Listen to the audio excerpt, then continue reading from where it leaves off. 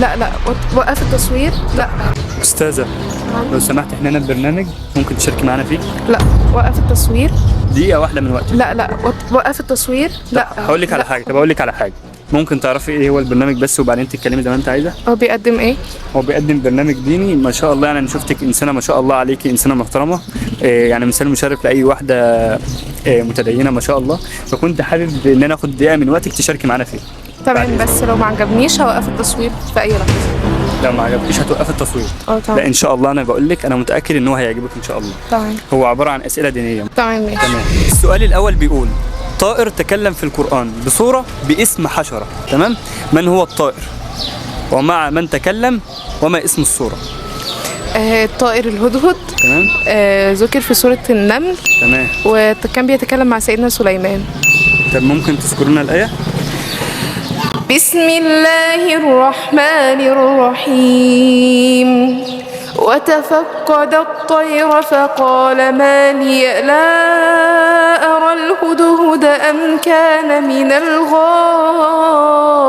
الغائبين لأعذبنه عذابا شديدا أو لأذبحنه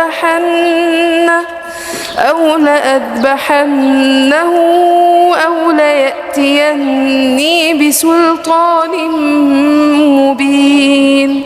ما شاء الله عليك، ما شاء الله، اللهم بارك. يعني ما شاء الله عليك، انت اجبت على السؤال الاولاني. تمام. هنسألك السؤال الثاني. السؤال الثاني بيقول: ما جزاء الذين يخافون الله سبحانه وتعالى يوم القيامة؟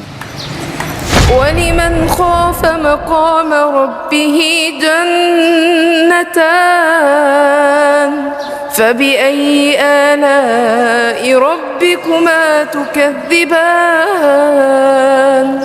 الله اكبر، ما شاء الله، ما شاء الله، تبارك الله، بسم الله ما شاء الله. هو بما انك يعني ما شاء الله عارفه في دينك ما شاء الله، انا هختبرك في حاجه كده. لو جالك شخص ملحد، تمام، وبيقول لك عايزك تقنعيني ان في اله، ايه ردك عليه؟ يعني مثلا لو جالك شخص بيقول لك ما فيش ربنا وعايزك تقنعيني ان موجود في اله في الكون، تحب تقول له ايه؟ او هترد عليه رد ازاي بقى؟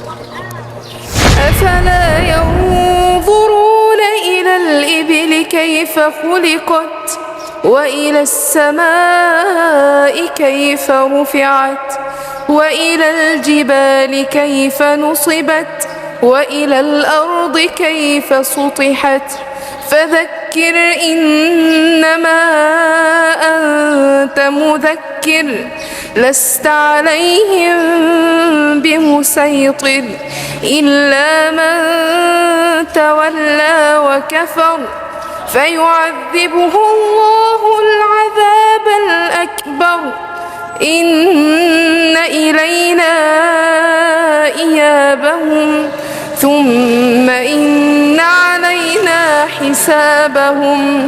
ما شاء الله عليك والله، ما شاء الله، ردك فعلا كله بالقرآن ما شاء الله، وصوتك جميل برضه، ويعني حاجة مشرفة والله فعلا. وانا يعني سعيد جدا ان انا وقفت حد زيك. ويعني انا برضو يعني مبسوط من رد فعلك في الاول، ان انت ما رضيتيش تقفي لاي حد برضو بيصور وخلاص، الا اذا ما اتاكدت ان هو حاجه ترضي ربنا طبعا. وانت مثال مشرف لاي واحده متدينه، وما شاء الله يعني ربنا يحميك ويبارك فيك ويحفظك لاهلك. اللهم امين. نذاع الحلقه طيب؟